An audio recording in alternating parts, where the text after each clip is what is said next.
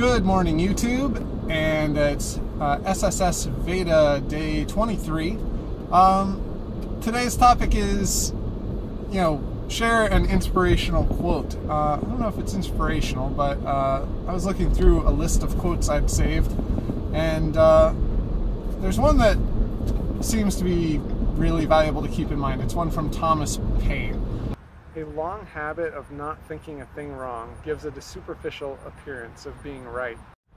So you might think that's not really the most motivational quote. I mean, it doesn't really motivate you to do anything, I suppose. But, a lot of motivational quotes I've seen are kind of empty and hollow. And I like that quote from Thomas Paine because it, I don't know, it reminds me to always be questioning the frame of reference.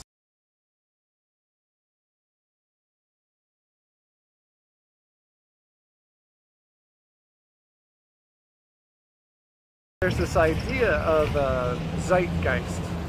It means the dominant set of ideas of your time.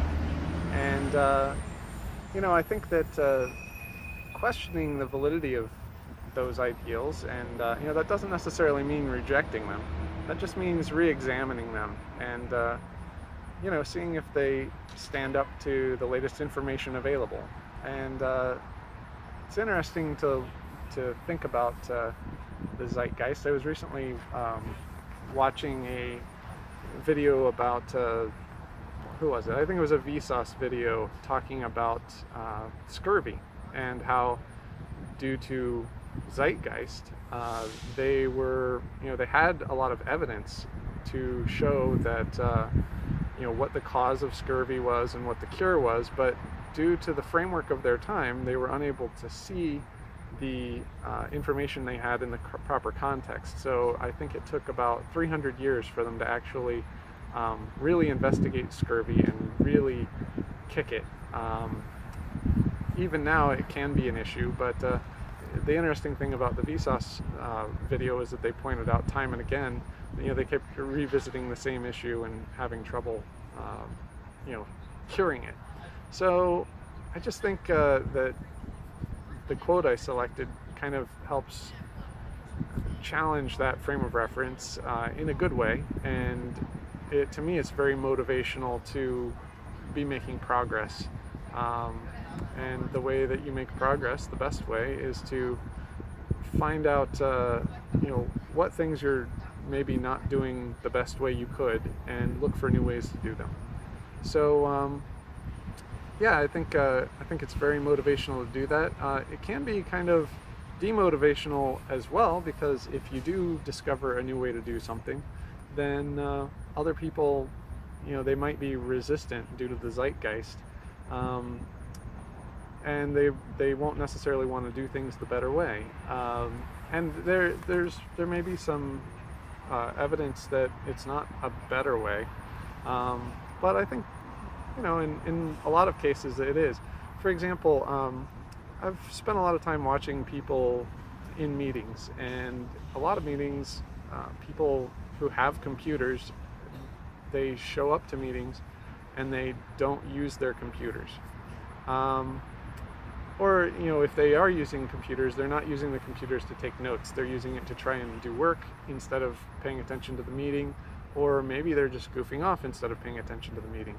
I've actually had people ask me to stop using my computer in a meeting very adamantly, and I explained to them very adamantly that I was taking notes about what they were talking about. And one of the ways that I found with more modern technology that isn't quite so common, but I've had this capability since 2003 when I got my first tablet PC, is I would take notes in OneNote using a pen or a stylus, and that has been really helpful, because if you lay it flat like a tablet and you're writing with a pen, then non-technical meeting hosts and presenters will see that you're writing on something, and so they seem to have this kind of mindset due to their zeitgeist that that you're taking notes about their meeting. Whereas if you have a laptop up and they're looking at the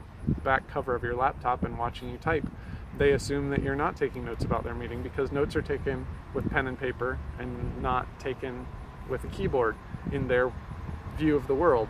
So I think it's interesting. Now, I really think that people should, you know, there's some neat things that you can do. I was just telling some coworkers this morning about how if we have a collaborative space for sharing meeting notes, the company I'm with uses SharePoint. So if we have a space there, in Outlook, the meeting invite, which we have a meeting invite for all of our meetings, there's actually a button to take notes in OneNote.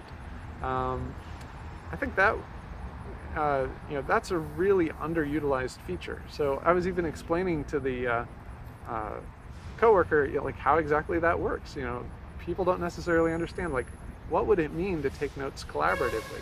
So I think we've probably done this in some circumstances. Maybe someone had one of those giant post-it easels, so during the meeting they're you know, writing things on the board, and then other members of the group are shouting out like, oh, you didn't write down this and you didn't write down that.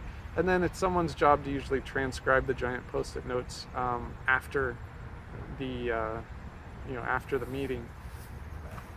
By using OneNote for that, which, you know, once again, just click on the OneNote the OneNote icon in the Outlook meeting invite. It fires open a collaborative real-time notebook, and everyone can just type in real time. So this actually removes a lot of distraction from the meeting. It makes note-taking something that you're all doing collaboratively, but you're not having to take time away from the meeting to do it. So essentially, if I'm in the meeting and I'm taking notes and I make a comment in the notes, then anyone else who's taking notes electronically in the same notebook is going to see that comment. It might trigger a question. It might trigger them to provide a little bit more detail. And you can also have a little question section of your meeting notes that allow you to write down, you know, oh, you know, here are some questions that I have that I'd like to ask after the speaker is speaking. And so if you put those questions there ahead of time, it'll prepare other people in the meeting for the question. And it could be in a collaborative environment that they could actually answer the question right in line without you even having to, you know, add that to the meeting. You know, but I think it's a good idea to kind of discourage that a little bit. You generally want to have people focusing on the meeting and not side discussions. So generally, note-taking should reflect what is being said in the meeting.